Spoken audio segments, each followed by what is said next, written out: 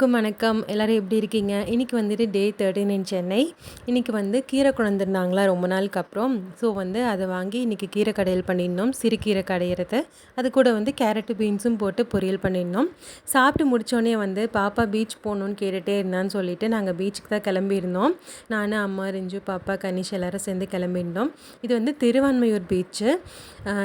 திருவான்மையூர் பீச்சில் வந்துட்டு நான் வேறு சைடெல்லாம் போயிருக்கேன். பட் இந்த பக்கம் வந்துட்டு கொஞ்சம் நல்லா இருந்தது. கொஞ்சம் அமைதியாக இருந்த மாதிரி இருந்தது.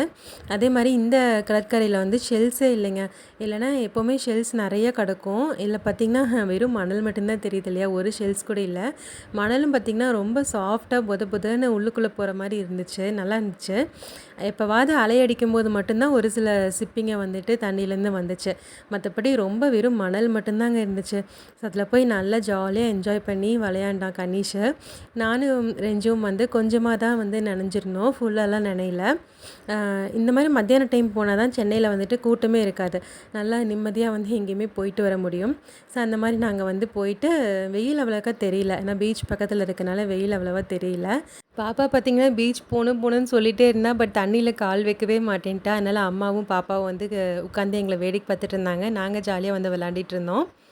ஒரு 3:30 பக்கம் கிளம்பி இருந்திருப்போம். ஒரு 4:00 எல்லாம் பீச் ரீச் ஆகிட்டு ஒரு 5 மணி ஒரு 1 ஹவர் வந்துட்டு நல்லா தண்ணியில் விளாண்டுட்டு இருந்தோம்.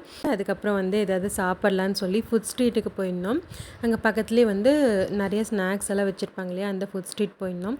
பட் கொஞ்சம் லேட்டாக போயிருந்தால் நல்லா இருந்திருக்கும். பட் அப்போ வந்துட்டு 2 கடை தான் வந்து ஓப்பனில் இருந்தது.